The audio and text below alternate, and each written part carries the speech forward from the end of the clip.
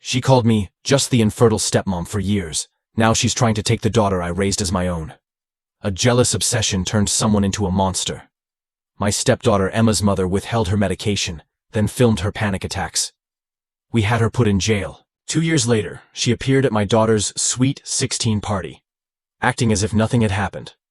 I knew there was trouble when Emma, then 12, began asking for permission to hug me. After her parents' separation, Emma had moved in with her father and me. For 2 years we'd built a wonderful bond. She'd rush to me after school, eager to share her day, calling me mama, and saying I made the best mac and cheese, even though it was from a box. Everything changed after her mom, Linda, was left by her boyfriend. Suddenly, Emma would return from weekend visits acting differently. She'd pull away from hugs and ask strange questions like, "Do you actually love me, or do you just love daddy?" I initially dismissed it as normal preteen behavior, until Emma mentioned her father had cheated on her mother with me. This was false. Linda had cheated, and her dad and I met a year later. Linda then started calling during our movie nights, claiming Emma urgently needed to speak with her.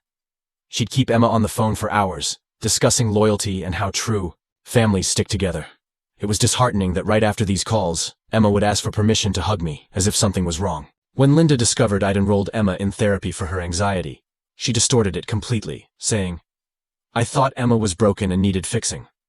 The worst came when I found out Linda had been withholding Emma's anxiety medication during weekend visits, then taking her to crowded, overwhelming places. Emma would suffer severe panic attacks, and Linda would film them.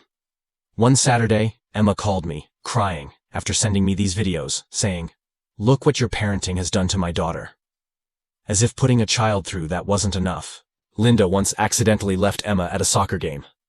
I received a call from Emma, sobbing, asking me to pick her up. When I arrived, Emma collapsed into my arms, shaking.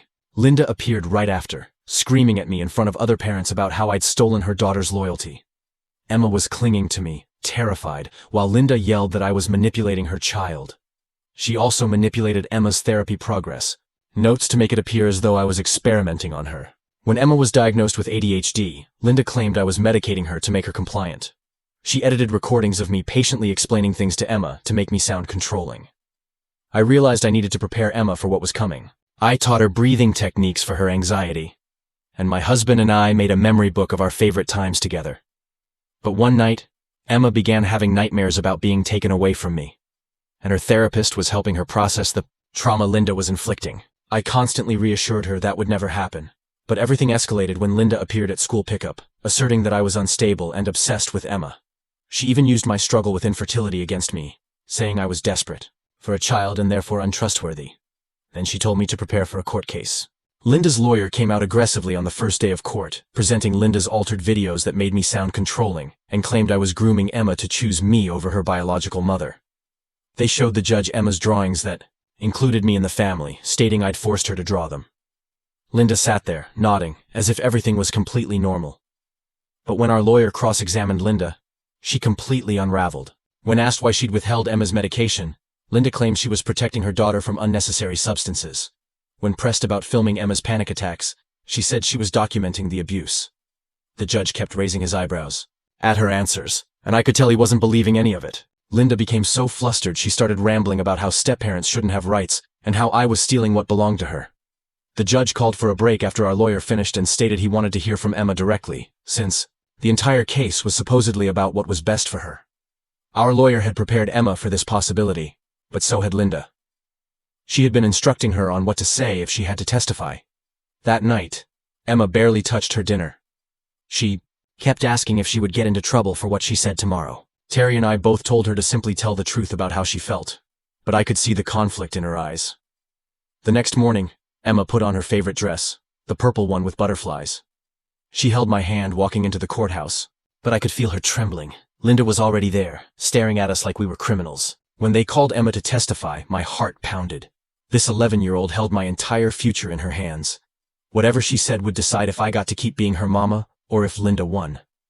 Emma walked to the front, looking so small. The judge smiled at her and told her she wasn't in trouble, that he just wanted to hear her side of things. Emma nodded and gripped the sides of her chair. Then she began speaking. Emma looked at the judge and took a deep breath. Her small hands clasped tightly in her lap, knuckles white from the pressure. Then she told him everything. She explained how her mom told her to say I made her feel scared, even though it wasn't true. Her voice wavered slightly as she spoke, but she kept going. She talked about the medication and how her mom wouldn't give it to her on visits, how she'd hide the pills and say Emma didn't need them, that they were making her weak. She described the panic attacks at crowded places and how her mom filmed them instead of helping, holding up her phone while Emma gasped for air, telling her to show everyone how upset you are. The whole courtroom was silent. You could hear the fluorescent lights humming overhead.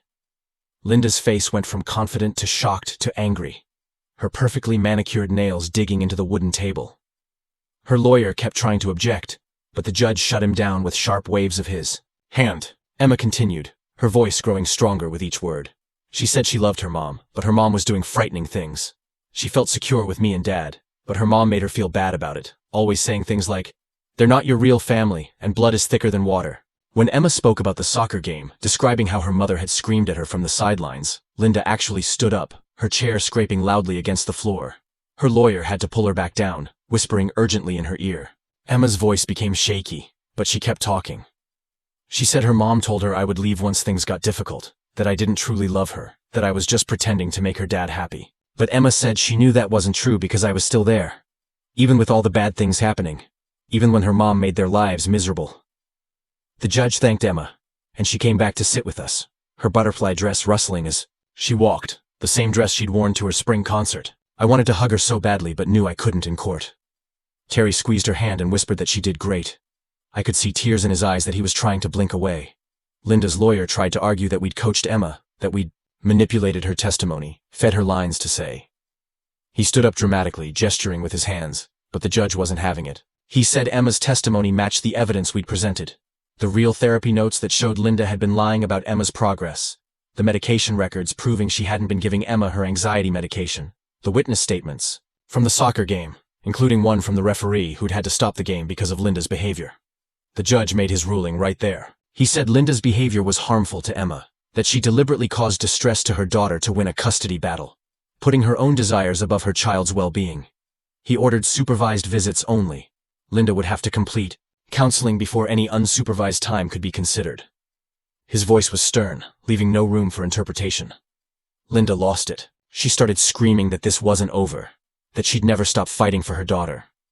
Her voice echoed off the courtroom walls. Security had to escort her out while she yelled about corruption and how we'd bought off the judge. Her heels clicked frantically on the marble floor as they led her away. Emma was shaking when we left the courthouse. The October air was crisp, but she was sweating. She kept asking if her mom would come take her. We assured her that couldn't happen now. The judge's order was clear and legally binding.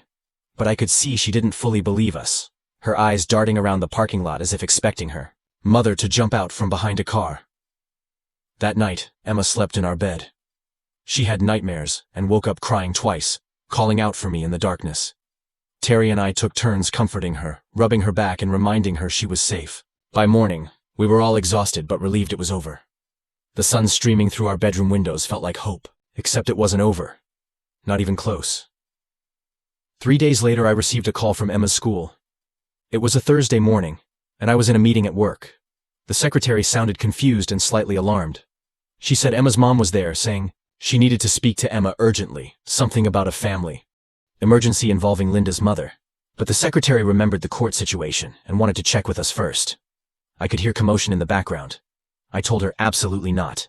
Linda wasn't allowed unsupervised contact. The secretary said she'd handle it, but I could hear Linda yelling in the background, her voice getting louder and more aggressive.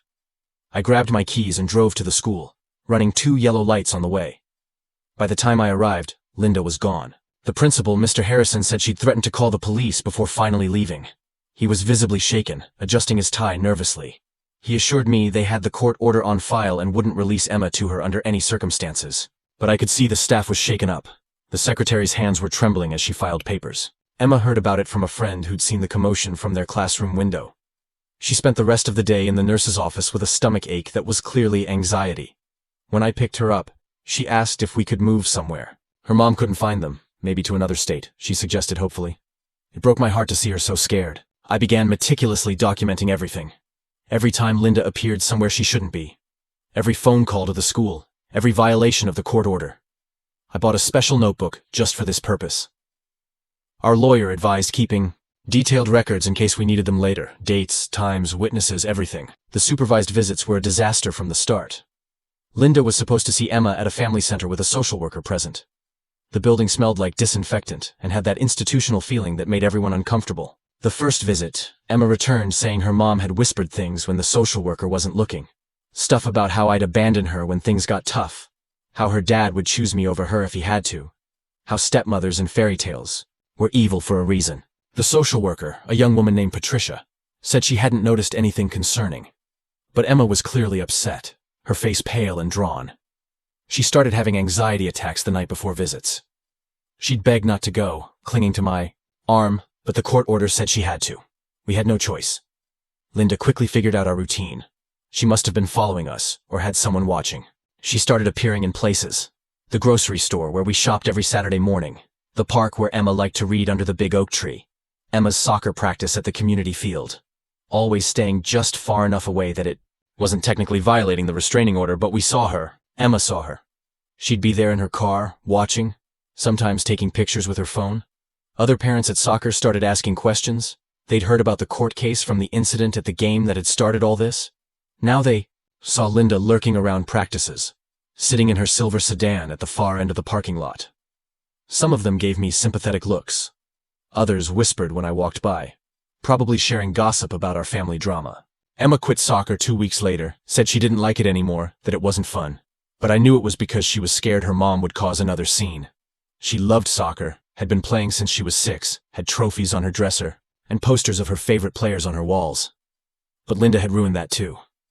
Then Linda enlisted help from her family. Her sister Danielle started calling the school with complaints, saying she was concerned about Emma's welfare, that she'd noticed bruises when she saw her at the grocery store. There were no bruises. Emma hadn't even scraped her knee in months, but the school had to investigate every complaint.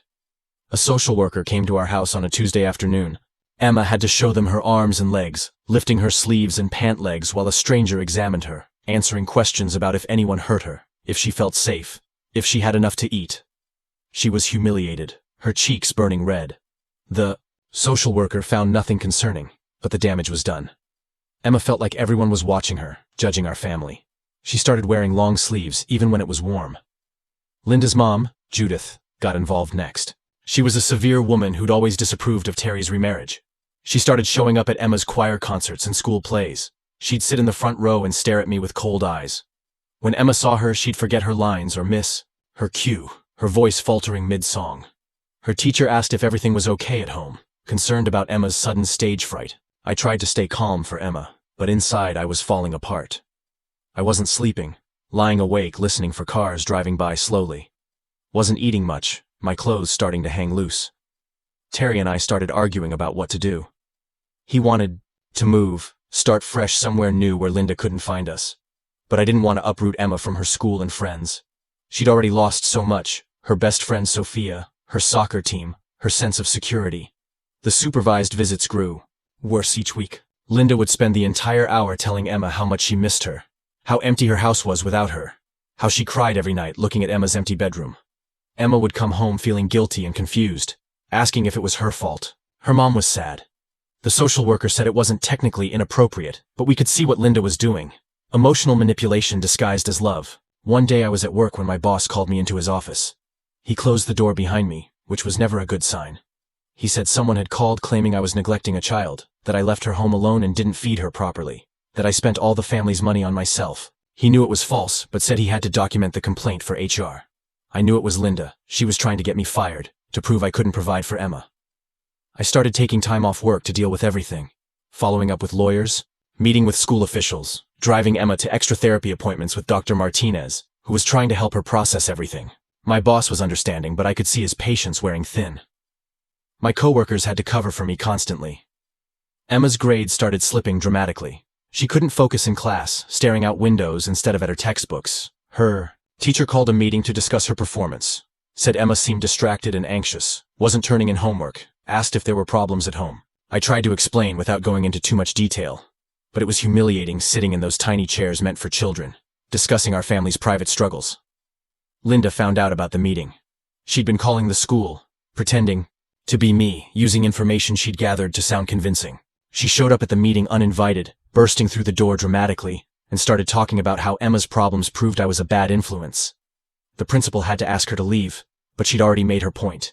The damage was done. Emma was mortified. She'd been sitting in the hallway, waiting for us to finish, doing homework on a bench.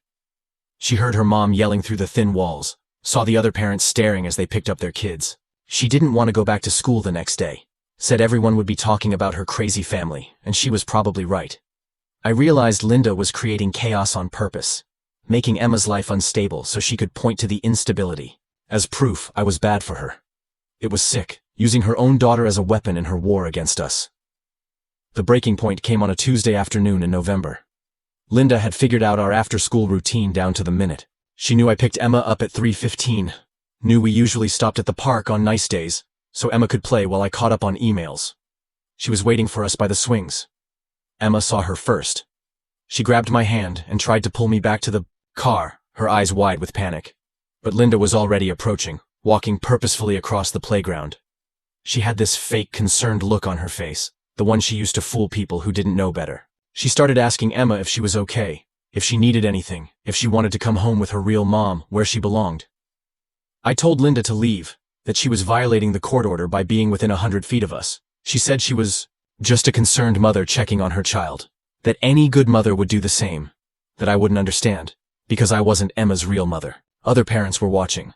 Some had their phones out, probably recording the confrontation. Emma was crying, tears streaming down her face, begging her mom to leave.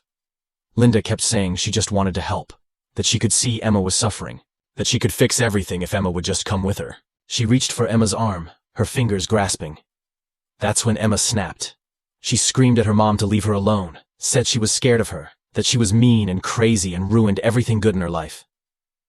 The whole park went silent. Even the kids on the playground stopped playing to stare.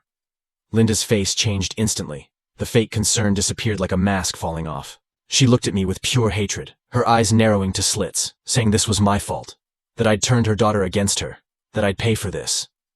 Then she left, but not before spitting on the ground near my feet. Emma cried the whole way home, sobbing so hard she could barely breathe. She kept apologizing for yelling, said she didn't mean to be bad, that she shouldn't have said those things. I told her she wasn't bad, that she had every right to be upset, that sometimes telling the truth meant saying hard things, but she just kept crying, curled up in the back seat. That night, Terry and I made a decision. We couldn't keep living like this. Emma couldn't keep living like this. The constant fear, the anxiety, the disruption to her life. We called our lawyer and said we needed an emergency hearing. The harassment had to stop before it destroyed Emma completely. Our lawyer filed the next day. We included everything. The school visits documented by the principal, the false complaints to my employer and CPS, the stalking incidents with photos of her car, the witness statements from the park, including a video one parent had taken. We asked for a complete termination of Linda's visitation rights until she completed serious mental health treatment. Linda's response was immediate and vicious. She started calling the house non-stop, leaving voicemails about how we couldn't keep her from her daughter, how she'd never give up, how we'd regret crossing her. Terry had to change our number, which meant updating it everywhere and explaining to people why. But Linda found other ways. She created fake social media accounts to message Emma, telling her she was a bad daughter, that she'd regret choosing me, that blood was forever, and I'd leave eventually when I got tired of playing mommy. We had to monitor all of Emma's online activity, checking her messages daily. Emma stopped wanting to leave the house entirely. She was scared of running into her mom, scared of another scene. She'd have panic attacks just thinking about going to the store. Her therapist increased her sessions to twice a week and started her on a new anxiety medication. The emergency hearing was scheduled for 2 weeks out. 2 weeks felt like forever, when every day brought new stress. Linda ramped up her behavior. She started driving by our house at all hours, not stopping, just driving by slowly enough for us to see her. Emma saw her one night when she got up for water and didn't sleep for 2 days after. I was at my breaking point. I wasn't eating. Surviving. On coffee and crackers, wasn't sleeping, jumping at every sound. Snapped at Terry over little things like leaving dishes in the sink. He was struggling too, dark circles under his eyes. We were both trying to protect Emma, but felt like we were failing. Linda was winning by making our lives miserable. Then something shifted. Emma asked to talk to us one night after dinner. She said she was tired of being scared, tired of her mom controlling their lives. She wanted to fight back, not in a mean way, but by telling the truth about everything, by standing up for herself and our family. We helped Emma write a letter to the judge. She detailed every incident in her own words, every threat, every manipulation, how her mom made her feel worthless and scared, what she wanted for her future, to feel safe, to be happy, to not wake up afraid. It was heartbreaking to read, but also showed how strong Emma was becoming. The night before the emergency hearing, Linda made one last play. She called Terry's parents, his sweet elderly parents who lived 3 states away and had health problems of their own. She told them I was abusing their granddaughter, that Terry was enabling it, that they needed to intervene before something terrible happened. They called Terry, confused and worried, his mother crying.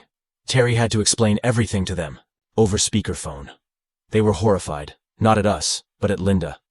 They offered to fly out for the hearing despite his father's recent hip surgery, to testify about what good parents we were. Terry cried after that call.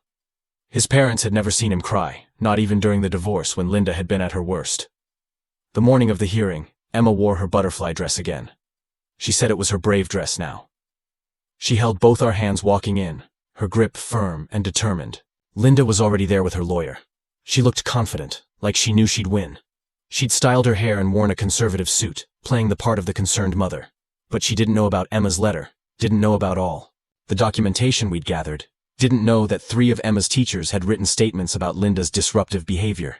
Didn't know the social worker from the supervised visits had filed concerns about Linda's mental state. Didn't know we had security footage from several locations showing her stalking us. Our lawyer presented everything methodically. The phone records showing hundreds of calls. The false complaints with documentation proving they were lies.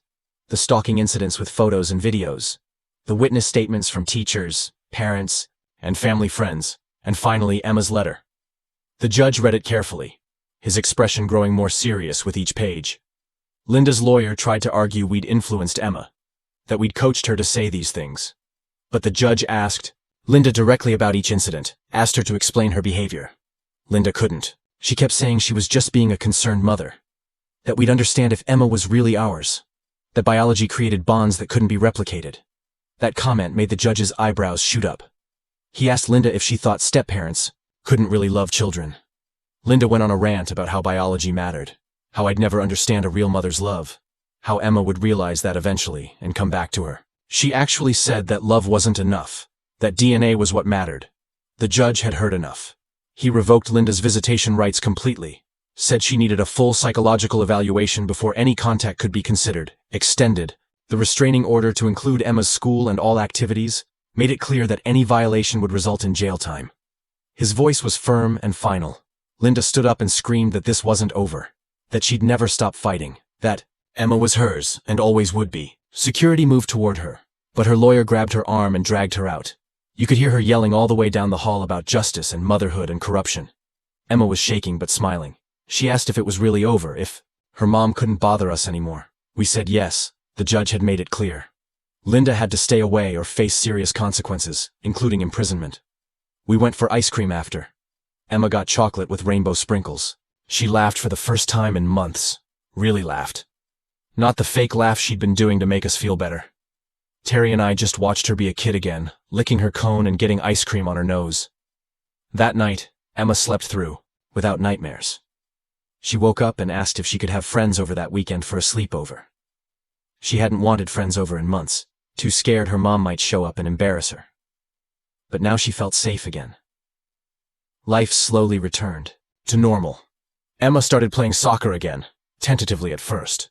But then with her old enthusiasm, her grades improved dramatically. She stopped asking permission for everything, started hugging me without hesitation, running to greet me after school. The old Emma came back piece by piece. But Linda wasn't done. She just became sneakier about it. About a month after the hearing, things seemed quiet. Too quiet. Emma was doing better, mostly back to her old self. She'd started hanging out with her friend Sophia again, and even joined the school play. I should have known Linda was planning something. The first sign was a letter from a lawyer, not Linda's usual lawyer, but some new person from a fancy firm downtown. They were requesting Emma's medical records for a review of treatment necessity. Terry called our lawyer, who said to ignore it. They had no legal right to those records anymore. Then Emma's school called about a strange woman asking questions about Emma's attendance. The woman claimed to be from a child welfare organization doing a study on divorced families. But when the principal asked for credentials, she left quickly. The description matched Linda's sister Danielle. I started noticing cars following me to work, different cars, but always staying 3 or 4 cars back. When I'd change lanes, they'd change lanes. When I'd pull into a parking lot, they'd drive past slowly. I grew paranoid and started taking different routes every day. Emma mentioned her grandmother Judith had been texting her. I didn't even know she had Emma's number. The texts seemed innocent enough, just asking how school was, and if she needed anything, but it felt wrong. We blocked the number, but new ones kept popping up. Terry's work started getting calls too. Anonymous complaints about him leaving early to deal with family drama. Someone reported him for using company resources for personal legal matters. His boss knew it was harassment, but still had to document everything. The stress was getting to him badly. Then Linda found a loophole. She couldn't contact Emma directly, but she started writing letters to Emma's teachers. Long, rambling things about how she was concerned for her daughter's education, how she wanted to be involved as any good mother would. The teachers had to forward them to the principal, who filed them away, but it was disruptive. One teacher, Mrs. Peterson, actually seemed sympathetic to Linda. She started making comments to Emma about how hard it must be without her real mom, asked if she missed her mother. Emma came home upset, saying Mrs. Peterson made her feel guilty. We had to request Emma be moved to a different class. The breaking point came when Linda somehow got herself appointed as a volunteer for the school library. The school didn't realize who she was because she used her maiden name on the application. She'd be there every Tuesday and Thursday, just happening to be shelving books near Emma's classroom. Emma saw her one day when her class went to check out books. She froze completely, couldn't move or speak. Her friend had to get the teacher, who called me immediately. By the time I got there, Linda was gone. But Emma was in the nurse's office, having a full panic attack. The principal was mortified when he realized what happened. He immediately banned Linda from school property permanently. But the damage was done. Emma was terrified to go to school again, started faking sick every morning. Her anxiety was worse than ever. We went back to court for another emergency hearing. This time, we asked for criminal charges: stalking, harassment, violation of a restraining order. Our lawyer said Linda was escalating and it would only get worse. The judge agreed and issued a warrant for her arrest. But Linda disappeared. Her house was empty when the police went to serve the warrant. Her sister claimed not to know where she was. Her mother said the same thing. Terry hired a private investigator to find her, but she'd covered her tracks well. For 2 weeks, we lived in fear. Every car that drove by could be her. Every unknown number that called could be her. Emma slept in our room every night. We installed security cameras and an alarm system. Terry took time off work to be home when Emma got out of school. Then she made a mistake. She used her credit card at a motel about 2 hours away. The private investigator found her and called the police. They arrested her in the motel parking lot. She had notebooks full of our schedules, printed photos of Emma, and detailed plans for taking her daughter back. At the criminal trial, Linda represented herself. A big mistake. She ranted about mother's rights and biological bonds, said the court was corrupt for keeping her from her child, claimed I brainwashed everyone, including the judge. The prosecutor just let her talk. She buried herself with every word. She got 6 months in jail and 3 years probation. The judge made it clear any violation would mean serious prison time. Linda screamed as they led her away in handcuffs, said she'd never give up on her daughter, that Emma would come back to her eventually. Emma watched the news coverage at home. She seemed relieved but also sad, said she wished her mom could just be normal, that she missed the mom she used to have before everything went crazy. We told her it was okay to feel both things, relief and grief. While Linda was in jail, we had 6 months of peace, real peace. Emma thrived without the constant fear. She made new friends, got straight A's, even won a science fair prize for her project on anxiety in teenagers. She was seeing her therapist less and less. I legally adopted Emma during those 6 months. Linda couldn't contest it from jail. The day it was finalized, Emma asked if she could call me Mom instead of Mama. Said Mama felt like a little kid name and she was growing up. I ugly cried right there in the courthouse. We thought maybe jail would make Linda realize she needed help, that she'd get therapy and medication and come out better. Terry even said maybe someday they could have some kind of relationship if Linda got healthy. We were naive. Linda got out on a Tuesday. By Thursday she was already violating probation. She showed up at Emma's middle school graduation, sat in the back wearing sunglasses and a hat like that would fool anyone. Emma saw her during the ceremony and almost didn't walk across the stage. Security removed Linda before the ceremony ended, but she'd made her point. She was back and wasn't going to stop. Her probation officer issued a warning, but that was it. One warning for traumatizing her daughter at what should have been a happy milestone. Emma started high school that fall on edge. She joined the drama club but quit after Linda showed up to auditions pretending to be a parent volunteer. She tried out for basketball but stopped when she saw Linda's car in the parking lot during tryouts. Every activity became a risk. We went back to court again and again and again. Each time Linda would get a slap on the wrist. A fine, extended probation, more conditions. She'd immediately violate. The system kept giving her chances and she kept taking them. Meanwhile, Emma suffered. By sophomore year, Emma was done being scared. She got angry instead, started confronting Linda when she showed up places, told her to get help, to leave them alone, to stop ruining her life. Linda would cry and say she just loved her daughter, that she couldn't help it. One day, Emma snapped completely. Linda showed up at her Sweet 16 party at a restaurant, just walked in like she'd been invited, started taking pictures and telling people she was Emma's mother, acting like nothing was wrong, like the restraining order didn't exist. Emma stood up in front of everyone, her friends, our family, even kids from school she barely knew. She told Linda she was done, that Linda wasn't her mother anymore, that I was her real mom because I actually cared about her happiness, that Linda only cared about winning. She said Linda had stolen her childhood with her craziness, made her scared of her own shadow, ruined soccer and school plays and normal kid stuff. But she wasn't going to let her steal anything else. She was done being a victim, done letting Linda control her life with fear. Then Emma called the police herself, reported the restraining order violation, sat there eating cake while we waited for them to arrive. When they arrested Linda again, Emma didn't even look up from her conversation with her friends, just kept laughing and being a teenager. That was the turning point. Linda finally went to real prison, 18 months for repeated violations. The judge said she was a danger to her daughter's mental health, that she'd showed no ability to control herself or respect the law. Linda didn't scream this time, just stared at Emma with this broken look. Emma felt guilty at first, said maybe she'd been too harsh, but her therapist helped her understand she just protected herself, that she had every right to be angry, that choosing her own well-being wasn't selfish, it was necessary and brave. We used those 18 months to truly heal. Emma got her driver's license and a part-time job at a bookstore, started dating a nice kid named Marcus from her chemistry class, applied to colleges without looking over her shoulder. Normal teenage stuff that felt like miracles to us. She decided to write her college essay about overcoming family trauma, about learning that DNA doesn't make a parent, that love is shown through actions, not biology, about how her stepmom became her real mom by just being there. I cried reading it. Terry cried too. Linda got out the week before Emma's high school graduation. We were ready this time, had plans in place, security at the ceremony, orders filed in advance. Emma said she wasn't going to let her mother take this from her too. She'd earned this moment.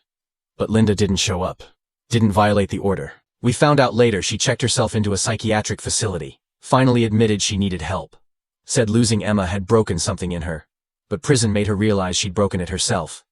Emma didn't want to visit her, said maybe someday when she was older, when the wounds weren't so fresh, but not now, not when she was just starting to feel normal. We respected that.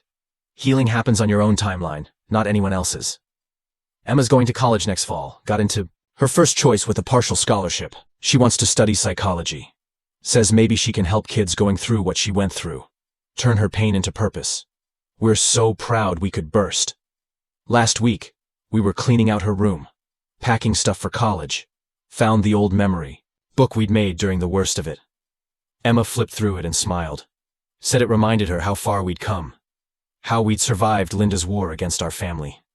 She added new pages. Photos from prom and graduation. Her acceptance letter. Pictures of us just being normal and happy. At the end, she wrote, "My real family," and drew hearts around it. Simple, but perfect. Terry and I are planning a vacation for after we drop Emma at college. First real vacation in years. Somewhere quiet where we can sleep in and not worry about crazy ex-wives or court dates or protecting anyone. Just be a normal couple for a while. Emma says we deserve it. Says we saved her life by fighting for her, by not giving up when Linda made everything hell, by showing her what real love looks like. Patient and steady and unconditional, not demanding, or controlling or conditional on DNA. Sometimes I think about Linda, wonder if she's really getting help or just biding her time. But mostly I don't. She stole enough of our peace.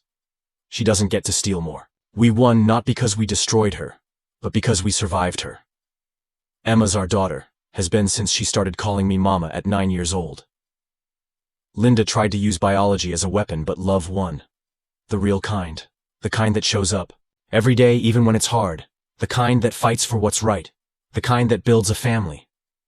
So yeah, that's how someone's jealousy turned them into a monster. How a mother's obsession with ownership almost destroyed her daughter. How we fought back with truth and love and documentation. How Emma chose her real family and we chose her right back. She leaves for college in 3 months. I'm going to cry like a baby. Terry too, probably. But they'll be happy tears, proud tears. We made it tears. Our little family survived and thrived despite someone's best efforts to tear us apart. And that's the best revenge of all. Living well, being happy, moving forward. Linda wanted to destroy us, but only destroyed herself. We wanted to protect Emma and ended up building something beautiful. A real family based on love, not just DNA.